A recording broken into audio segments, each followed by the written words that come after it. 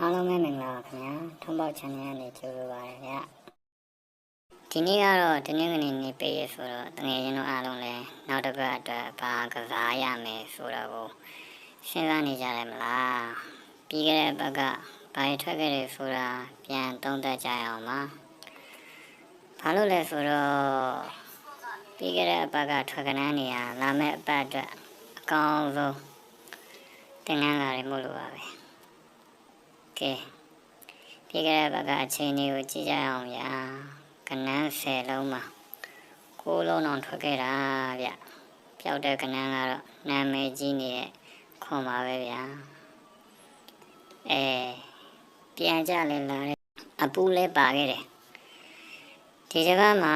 ပါဝါကနန်းနေအတော်မြူးခဲ့တာဗျ၄ချိန်တော့ထွက်ခဲ့တာဆိုတော့လေညီကိုလည်းလာတယ်ပါဝါမြူးသွားတာကြောင့်မို့လားတော့မသိဘူးဗျာနက်ခတ်ကတော့ဒီတစ်ပတ်မှာ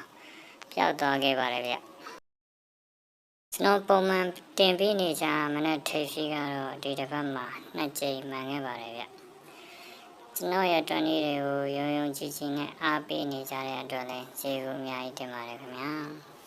ပေါက်တဲ့လူတွေရှိရင်လည်း comment မှာတစ်ချက်တော့ပြောပြသွားကြပါဦးဗျလာမယ့်ဘက်မှာခွန်ကပြန်ထွက်လာမလားပါဝါရီကရောဆက်မြူးနေအောင်မလား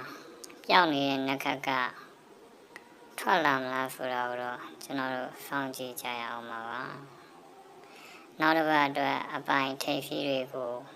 ကျွန်တော်မနက်တိုင်းတင်ဆက်ပေးသွားမှာပါဒါကြောင့်မို့လို့နောက်တစ်ပတ်ရဲ့အပိုင်ထိပ်တွေကိုလက်မလို့ရအောင်ကျွန်တော်ရဲ့ channel လေးကို subscribe လုပ်ထားကြပါအောင်ဗျာအထူးသဖြင့်ဗီဒီယိုတင်တိုင်းသိရအောင်လို့ခေါင်းလောင်းလေးကိုအော်မှာထားဖို့မမေ့ကြပါနဲ့အားလုံးပဲမနှက်ပြန်ခွင့်နေမှာကံကောင်းခြင်းများစွာနဲ့ပေါက်ကရန်နေရကြပါစေလို့ဆုတောင်းပေးလိုက်ပါတယ်ခင်ဗျာအားလုံးကျေးဇူးတင်ပါတယ်ခင်ဗျာ